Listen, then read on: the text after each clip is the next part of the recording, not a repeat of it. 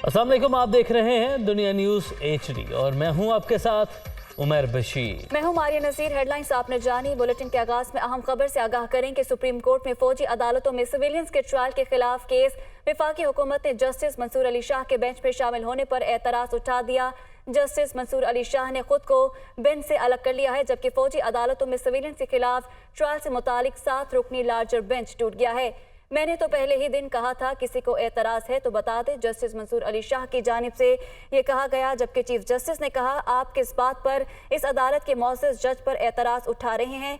एक दरख्वास्त गुजार जस्टिस मंसूर अली शाह के रिश्तेदार है, कंडक्ट पर असर पड़ सकता है। अटॉर्नी जनरल की जानिब से ये कहा गया, जबकि चीफ जस्टिस ने जवाब दिया, आपकी चॉइस पर बेंच नहीं बन सकते। मजीद कहा कि एक पूरी सीरीज है जिसमें बेंच में बार बार एतराज़ उठाया जा रहा है। तो सुप्रीम कोर्ट में फौजी अदालतों में सिविलियंस के ट्रायल के खिलाफ ये केस है। वफाकी हुकूमत ने जस्टिस मंसूर अली शाह के बेंच में शामिल होने पर एतराज़ उठा दिया है। इस वक्त आपको बराह रास्त मनाजिर दिखाएं। एतजाज़ अहसन मीडिया से गुफ्तगू कर रहे हैं। सेल्फ एग्जीक्यूटरी ऑर्डर्स पास कर, एक ये कह दें ये इन्होंने तौहीन अदालत की है, इनकी जो जवाब है और इनके जो पिटीशंस हैं और इनके जो जलसों में तकरीरें हैं वो बताते खुद तौहीन अदालत है, तो उसका नोटिस दें। अगर ये पेश नहीं होते कि हम इस बेंच को रिकग्नाइज नहीं करते, तौहीन अदालत में कन्विक्शन का फैसला दे दें। दूसरा फैसला दें कि ये तौहीन अदालत कर दें कि बायस ये डिस्क्वालीफाई हो गया। मैं देखता हूँ कौन सा ये इनमें से कौन सा जो डिस्क्वालीफाई हुआ होगा वो अपनी नॉमिनेशन पेपर भी दे सकेगा। वहाँ मुखालिफ उम्मीदवार वहाँ आके उसका पहरा देंगे सुप्रीम कोर्ट के फैसले का, और इनको पता लग जाए सबको डिस्क्वालीफाई करे सुप्रीम कोर्ट। इसमें कोई सुप्रीम कोर्ट में एग्जीक्यूशन कराने की जरूरत नहीं है। ये खुद जो इनके मुखालिफ उम्मीदवार होंगे वो इनको वो वहाँ झगड़ा करेंगे, इनको दाखिल नहीं करने देंगे कागज। तीसरी बात, इनको कॉस्ट डालें, 5-5 करोड़ का जुर्माना करें। आखिर मैंने फीस ली है चौधरी साहब से मेरी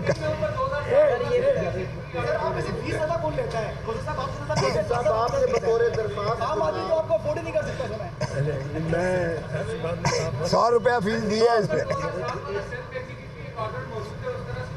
नहीं, सेल्फ एग्जीक्यूटरी ऑर्डर करना चाहिए और उसमें बाद में आगे करेंगे, अब बाकी का बाद में आगे करेंगे। सवाल है, आपने बतौर दरख्वास्त गुजार तो एतजाज़ अहसन और लतीफ़ खोसा इस वक्त मीडिया से गुफ्तगू कर रहे थे। एक बार फिर आपको बताएं कि सुप्रीम कोर्ट में फौजी अदालतों में सिविलियंस के ट्रायल के खिलाफ ये केस है। वफाकी हुकूमत ने जस्टिस मंसूर अली शाह के बेंच पर शामिल होने पर एतराज़ उठा दिया है, जबकि जस्टिस मंसूर अली शाह ने खुद को बेंच से अलग कर लिया है। फौजी अदालतों में सिविलियंस के खिलाफ ट्रायल से मुतालिक 7 रुकनी लार्जर बेंच टूट गया है। मज़ीद तफसीलात क्या हैं जानेंगे अपने नुमाइंदे मोहम्मद इमरान से। इमरान बताइएगा। जी, इस मिलिट्री कोर्ट के खिलाफ दरखास्तों पर समाअत करने वाला बेंच दूसरी बार तहलील हो चुका है।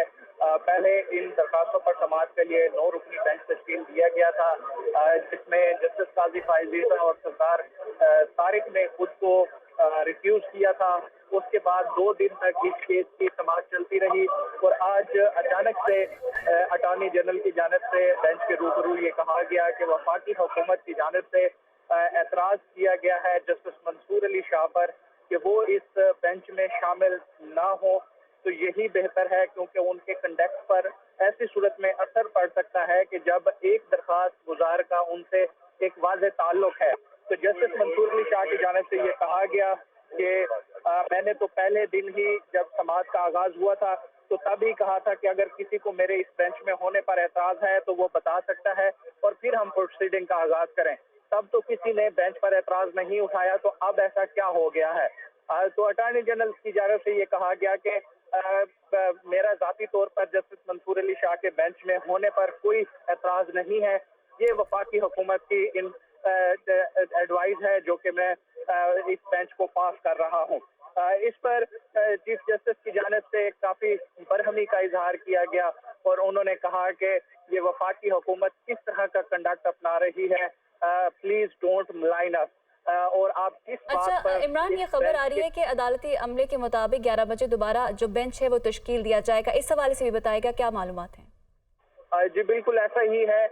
अब तीसरी बार एक नया बेंच तश्कील दिया जाएगा और इन दरखास्तों पर समाअत जो है वो फिर से होगी। चीफ जस्टिस की जानिब से नया बेंच तश्कील दिया जाएगा। इम्कान ये है कि जो 6 जजेस इन दरखास्तों पर समाअत कर रहे हैं वो इस बेंच का हिस्सा होंगे और ये चीफ जस्टिस की सवाबदीद है कि वो किसी और जज को भी इस बेंच का हिस्सा बना सकते हैं। और अदालती अमले की जानिब से ये बताया गया है कि 11 बजे दोबारा बेंच बैठेगा और इन दरखास्तों पर समाअत का आगाज फिर से होगा।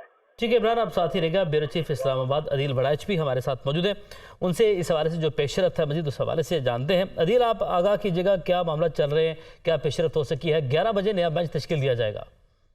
जी बिल्कुल, इस वक्त जज साहिबान चैम्बर में मौजूद है, मशावरत हो रही है और लाइकली है कि 6 जज साहिबान इस केस को सुनेंगे और ये केस एक ऐसी स्टेज पे था, बिल्कुल अपने कंक्लूजन की जानिब बढ़ रहा था। अगरचे जो प्राइम मिनिस्टर की जानिब से एक बड़े ताकतवर वकील को मैदान में उतारा गया और उसके बाद अभी बड़े अहम आर्गूमेंट्स भी होने थे, लेकिन ये केस अब चंद घंटों का रह गया था। ऐसे में जो वकीला की जानिब से कहा गया कि जज साहब को बेंच से नहीं उठना चाहिए था और फैसल सिद्दीकी ने कहा कि हमारे असातिज़ा कराम ने कहा कि जब केस हारने लगता है कोई तो वो फिर उसका यही तरीका होता है बचने का कि बेंच पे एतराज कर दिया जाए। तो वफाकी हुकूमत को शायद ये लग रहा है कि वो ये केस शायद हार रहे हैं, तो इस वजह से उन्होंने बेंच पे एतराज कर दिया है। तो चीफ जस्टिस ने भी इस बात पे हैरानी का इजहार किया और उन्होंने कहा कि आप बेंच को मुतनाज़ा बनाने की कोशिश कर रहे हैं, लेकिन जब जस्टिस मंसूर अली शाह ने खुद ये कह दिया कि वो इस केस का हिस्सा नहीं बन सकते, इस बेंच का हिस्सा नहीं बन सकते, तो उसके बाद फिर चीफ जस्टिस ने कहा कि अब जज साहब ने चूंकि खुद कह दिया तो उसके बाद फिर कोई ऑप्शन नहीं रहा था। तो अब बेंच ने तहलील ही होना था उनके इस रजामंदी के बाद कि वो इस बेंच का हिस्सा नहीं रहेंगे, केस को नहीं सुनेंगे। तो अब 6 रुकनी बेंच अब केस की जब समाअत करेगा तो उसके बाद आज का दिन इसलिए अहम है कि आज प्राइम मिनिस्टर के वकील को सुना जाना है, इसके अलावा जो एडवोकेट जनरल्स हैं उनको सुना जाना है। तो ये अपने कंक्लूडिंग स्टेज की जानिब बढ़ रहा है और ये इशारा अदालत दे चुकी है कि ये केस आज शाम को या कल तक इसको ईद की छुट्टियों से कबल कंक्लूड कर लिया जाएगा।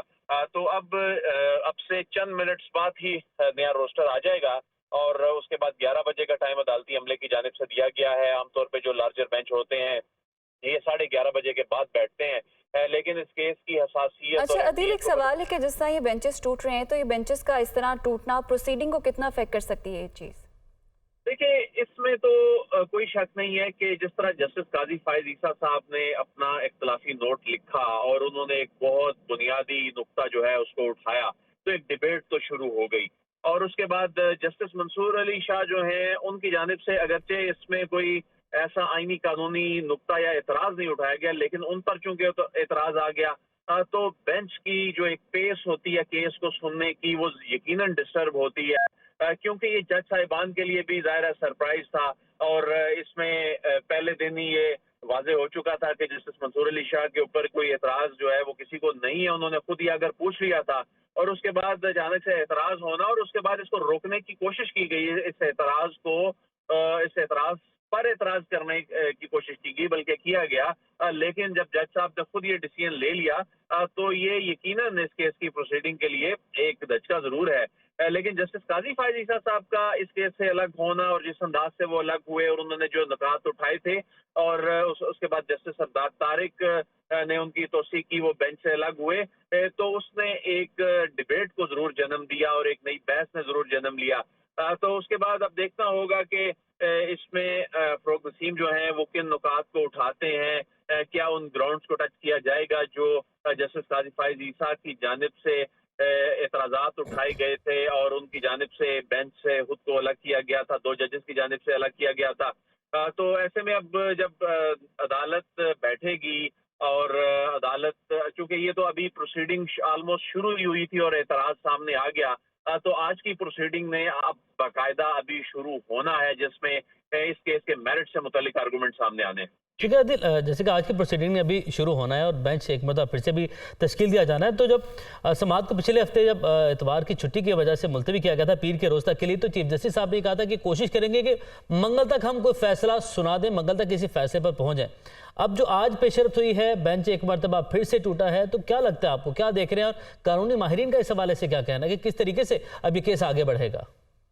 देखिए, अगर तो नए जजेस की इंक्लूजन होती है बेंच में तो उसमें डिस्टर्बेंस जरूर होती है, उसमें फिर उनको नए सिरे से केस को समझना पड़ता है, फाइलें पढ़नी पड़ती हैं, तमाम जो आर्गूमेंट्स हैं या तहरीरी तौर पे जो दिए गए गुजारिशात होती हैं उनका जायजा लेना पड़ता है। लेकिन अगर पहले से मौजूद जज साहिबान ही इसको कंटिन्यू करेंगे, जो कि ऐसा ही लगता है और इसमें कोई इसके अलावा कोई दूसरा ऑप्शन नजर नहीं आता, तो ऐसे में इस केस की जो कंटिन्यूटी है, इसका तसलसल है, उस पे सच कोई टाइम के हवाले से कोई बड़ा फर्क नहीं पड़ेगा, लेकिन एक डिस्टर्बेंस जरूर बन गई। और उसकी रीजन ये है कि यही वजह है कि जो दरख्वास्त गुजारों के वकला हैं वो इस पर हैरान थे और वो इस अमल को रोकना चाहते थे कि बेंच ना टूटे, क्योंकि जाहिर है एक जो तसलसल था चीजों का, आर्गूमेंट जिस अंदाज में आगे चलने थे, तो एक और जस्टिस मंसूर अली शाह के हवाले से इसलिए मैं ये कहना चाहूंगा कि जितने भी रेलेवेंट क्वेश्चन, जो इतने अहम तरीन क्वेश्चन जिन जज साहिबान ने उठाए हैं, उसमें सर फहरिस्त जस्टिस मंसूर अली शाह वो ये क्वेश्चंस उठा रहे थे और बहुत रेलेवेंट पर्टिनेंट क्वेश्चंस थे जिनकी बुनियाद पे ये केस आगे बढ़ रहा था। तो यकीनन एक इंतहाई काबिल तरीन जज साहब, जो इस केस की समझ बूझ रखने वाले जज साहब जो हैं, तो वो उनका एक बेंच 11 बजे बुनियाद बेंच तश्कील दिया जाएगा। बहुत शुक्रिया ब्यूरो चीफ इस्लामाबाद अदील वड़ाइच हमारे साथ मौजूद थे और साथ ही साथ मोहम्मद इमरान भी हमारे साथ मौजूद थे।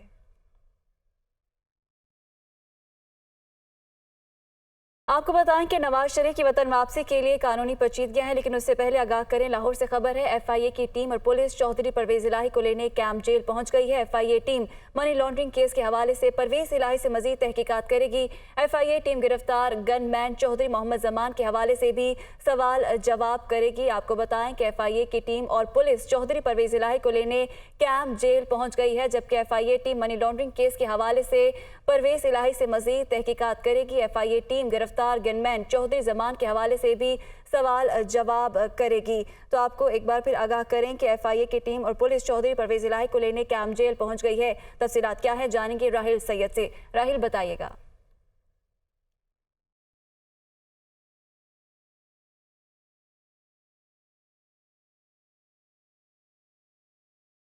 राहिल आगाह कीजिएगा इस हवाले से।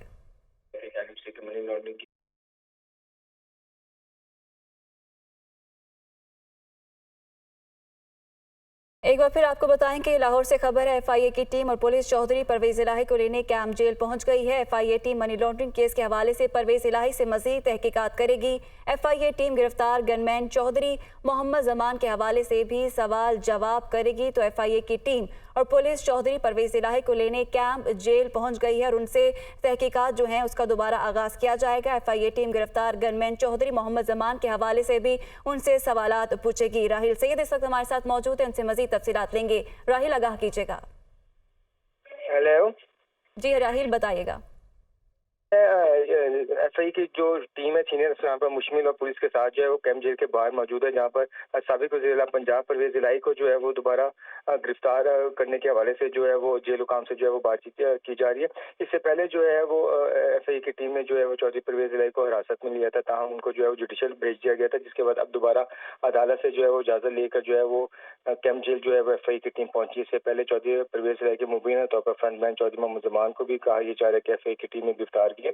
तो मनी लॉन्ड्रिंग का ये केस है जिस पर FIA की टीम ने जो है वो चौधरी परवेज इलाही से तहकीकात करनी है और अब जो टीम के सीनियर अफसरान है वो कैंप जेल के बाहर मौजूद हैं ताकि वो चौधरी परवेज इलाही को जो है वो लेके FIA जोनल ऑफिस लेके जाया जाए ताकि और उस हवाले से जो है उनसे मनी लॉन्ड्रिंग केस में जो है वो तहकीकात की जा सके। जी ठीक है, बहुत शुक्रिया राहिल हमारे साथ मौजूद थे।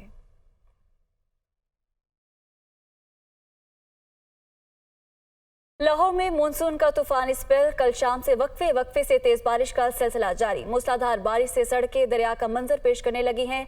लक्ष्मी चौक, जैन मंदिर, GPO चौक समेत नशेबी इलाके जेर आब, मामूलात जिंदगी मुतासिर हो चुकी है।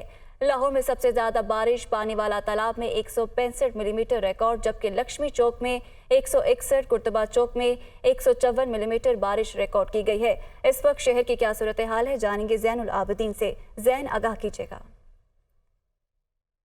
होने वाली बारिश की सूरत हाल पर नजर डाली जाए तो लक्ष्मी चौक और गुलशन नबी का इलाका है, जहां पर सबसे ज्यादा 171 मिलीमीटर बारिश रिकॉर्ड की गई है, जबकि जेल रोड पर 127.6 और एयरपोर्ट के इलाकों में 86 मिलीमीटर बारिश रिकॉर्ड की गई है। ताहम गुज़िश्ता 24 घंटे का रिकॉर्ड देखा जाए तो शहर लाहौर में अब तक 3 स्पेल बारिश के बरस चुके हैं, जिसमें गुज़िश्ता रोज 2 स्पेल बरस चुके हैं, जबकि आज सुबह 4:40 पर जिस स्पेल का आगाज हुआ अभी भी शहर के मुख्तलिफ इलाकों में हल्की बारिश का सिलसिला जारी है। ताहम गुज़िश्ता 24 घंटों के दौरान ये 3 स्पेल जो बरसे हैं, इसमें लक्ष्मी चौक और एयरपोर्ट का इलाका है, जहां पर सबसे ज्यादा बिल तरतीब 256 और 260 मिलीमीटर बारिश रिकॉर्ड की गई है। और गुज़िश्ता 40 साल का रिकॉर्ड देखा जाए तो प्री मानसून की बारिशों में अब तक की होने वाली ये सबसे ज्यादा बारिश है।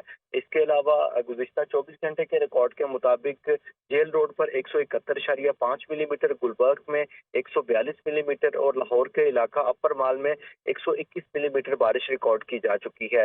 इसके अलावा मुगलपुरा में हमारे साथ मौजूद थे। गुज़श्ता रोज से वक्फे से होने वाली बारिश से लाहौर की सड़कें दरिया का मंजर पेश करने लगी हैं। मजीद जानते अपने नुमाइंदे जाहिद आबिद से।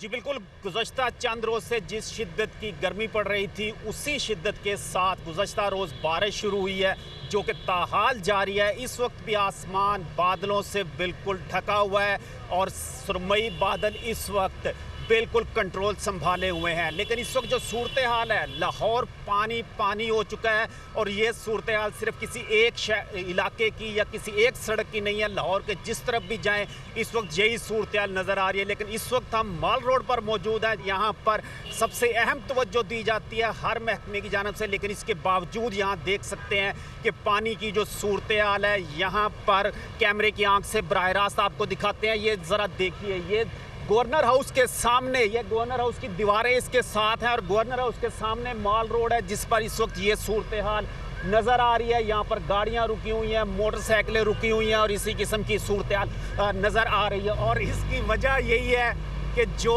गुज़श्ता रोज़ जो स्पेल पहला शुरू हुआ था उसमें तकरीबन 140 से 150 मिलीमीटर तक बारिश मुख्तलिफ इलाकों में रिकॉर्ड की गई और दूसरा स्पेल जब आज शुरू हुआ तो उस वक्त भी बारिश की इसी किस्म की शिद्दत इस वक्त बरकरार है। और इस वक्त भी यही देखा जा रहा है कि तकरीबन 140-150 मिलीमीटर बारिश मुख्तलिफ इलाकों में हो चुकी है। यहाँ पर वासा की टीम मौजूद है, लेकिन लगता ही है कि इस वक्त उनके बस में नहीं है इतना पानी निकालना। और ये सूरत हाल लाहौर शहर में हर तरफ इसी किस्म की नज़र आ रही है। जी, तो बारिश का सिलसिला जारी है। कुछ दीगर खबरें शामिल करें और आपको बताएं कि नवाज शरीफ की वतन वापसी के लिए कानूनी पेचीदगियों पर मुशावरत मुकम्मल कर ली गई।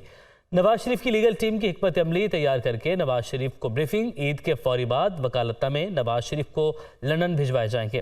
नवाज शरीफ की वापसी से कबल इस्लामाबाद हाईकोर्ट में हिफाजती जमानत दायर की जाएगी। नवाज शरीफ हिफाजती जमानत मिलने पर लंदन से पाकिस्तान के लिए ट्रैवल करेंगे। मोहम्मद इशफाक हमारे साथ मौजूद हैं, उनसे मजीद मालूमात हासिल करते हैं। तो इशफाक, बताइएगा क्या तैयारियाँ की जा रही हैं इस हवाले से?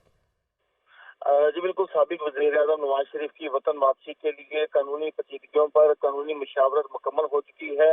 नवाज शरीफ की लीगल टीम की सरबराही वज़ीर कानून आज़म नज़ीर कागज कर रहे हैं, जबकि लीगल टीम ने हिकमत अमली तैयार करके नवाज शरीफ को इससे मुतल्लिक ब्रीफिंग भी दे दी है।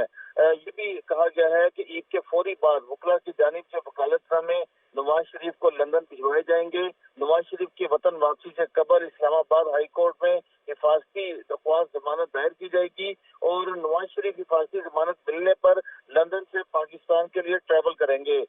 ये भी लीगल टीम की जानिब से ब्रीफिंग दी गई है कि हिफाजती जमानत के दौरान ही नवाज शरीफ की सजाओं के खिलाफ अपीलों पर फैसले कराने की कोशिश की जाएगी, जबकि अगर जेल जाना कानूनन जरूरी हुआ तो नवाज शरीफ के घर को ही सब जेल करार दिया जाएगा। और इस दौरान नवाज शरीफ की अपीलों पर जो दलाइल है वो इस्लामाबाद हाई कोर्ट में दिए जाएंगे और अदालतों से ये दरख्वास्त की जाएगी कि इन अपीलों पर जल्द अज जल्द फैसले सुनाए जाएं।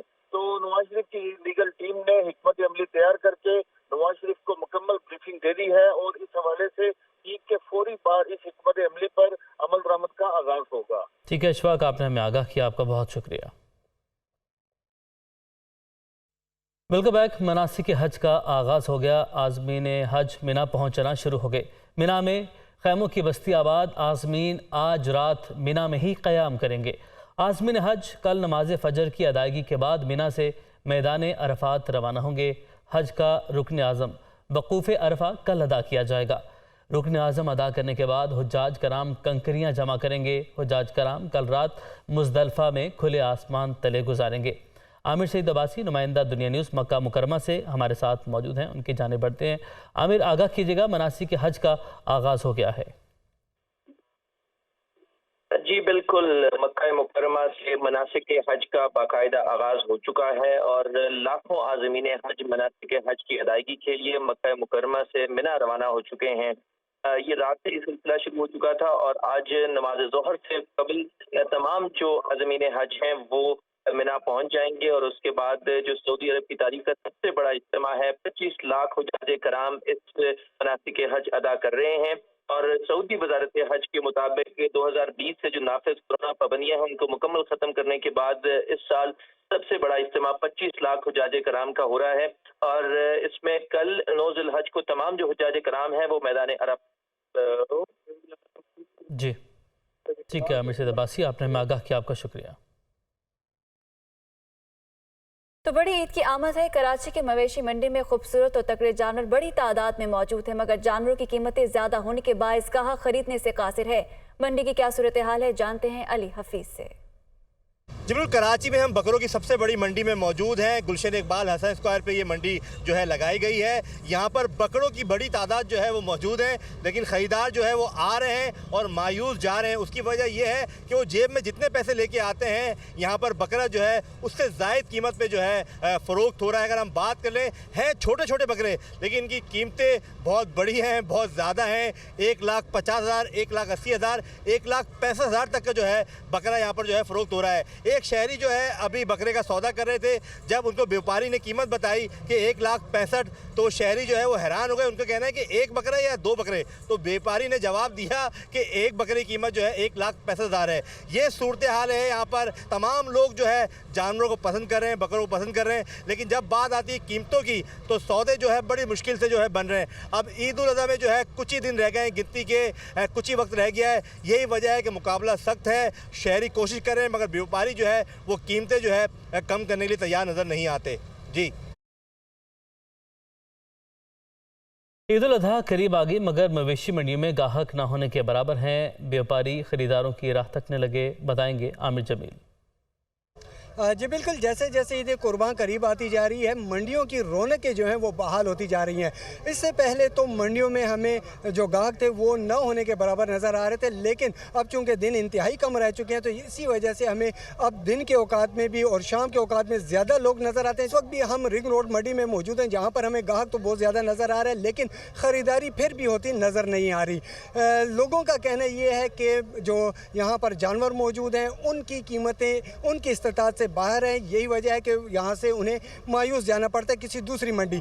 ज़िला इंतज़ामिया की जानिब से तकरीबन 10 से ज़ायद मंडियाँ मुख्तलिफ मकामात पर लगाई गई हैं। मेरे साथ एक व्यापारी मौजूद है, मैं चाहूँगा इससे बात कर सकूँ। तकरीबन 50 से 70% कीमतें इस दफ़ा ज़्यादा हैं, तो क्या वजह है इन कीमतों की ज़्यादा होने की? भाईजान, हम डीजी खान से आ गया, इधर ख़ास व्यापारी नहीं है। 4 लाख वाले का 2 लाख बोलता है, तो हम इतना सफ़र करके आए, 15-20 जानवर लेके आए, रेट सही नहीं है इधर। व्यापारी के मुताबिक कीमतें पेशावर में जो है वो अभी भी कम डिमांड की जा रही हैं और दूसरी जानिब जो गाहक हैं वो भी ज़्यादा कीमत देने को तैयार नहीं है, जबकि यहाँ पर पेशावर के जो लोकल लोग हैं वो मौजूद नहीं हैं। मुख्तलिफ़ इलाकों से यहाँ पर आते हैं और उन्हें इसके ट्रांसपोर्टेशन जो चार्जेज़ हैं यहाँ पर वो भी इन्हें देने पड़ते हैं। यही वजह है कि कीमतें जो हैं वो ज़्यादा हैं। पेट्रोल का ख़र्चे और दीगर ख़र्चे डालकर वो कीमतें यहाँ पर बताई जा रही हैं। जी, रुख करेंगे मुल्तान का। मुल्तान के मवेशी मंडी में देवकामत कई मन वजनी बैल मौजूद हैं, जिनको देखने के लिए दूर दराज से शहरी मंडी का रुख कर रहे हैं, मगर कीमतें ज़्यादा होने की वजह से खाली हाथ घरों को लौट रहे हैं, जिसकी वजह से व्यापारी भी परेशान। आगाह करेंगे जान शेर खान।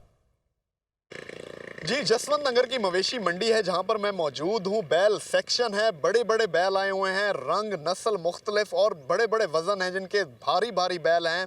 यहाँ पर व्यापारी उनको लेके आए हैं, बड़ी मेहनत से इनको पाला हुआ है। कोई साहिवाल नस्ल से है तो कोई चोलिस्तान से बैल लेकर यहाँ पर आया हुआ है। व्यापारी मेरे साथ मौजूद हैं। क्या खिलाते हैं इनको, कैसे खिदमत करते हैं? इनको हम देसी घी खिलाते हैं, वंडा खिलाते हैं, साला साल मेहनत करते हैं, बड़ी मेहनत से हम इनको पालते हैं। इस दफ़ा मंडी का रेट बहुत कम है, हमारी तो मेहनत वसूल होती हुई नज़र नहीं आ रही है। अब तक कोई रेट नहीं लग रहा सही। इतनी मेहनत करते हैं कि देसी घी तक इन्हें खिला देते हैं, इन्हें ड्राई फ्रूट्स तक खिलाते हैं। कई मन चारा एक बैल खा जाता है एक दिन में, इसलिए इनकी कीमत जो है वो लाखों में है। मेरे पीछे जो बैल मौजूद है, जो ब्लैक कलर का बैल है, इसकी कीमत तकरीबन 12 लाख इन्होंने लगाई है व्यापारी ने, और 15 मन इसका वजन है, 6 फुट इसका कद है।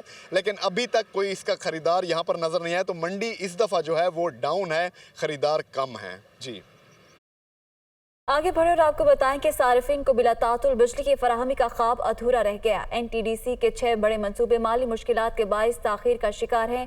24 अरब रुपए मालिक के ट्रांसमिशन लाइन्स के मंसूबे खटाई में पड़ गए हैं। मजीद तफसीलात क्या हैं जानेंगे ज़िशान यूसुफजई से। ज़िशान, एक और अहम मंसूबा ताखीर का शिकार है, आगाह कीजिएगा।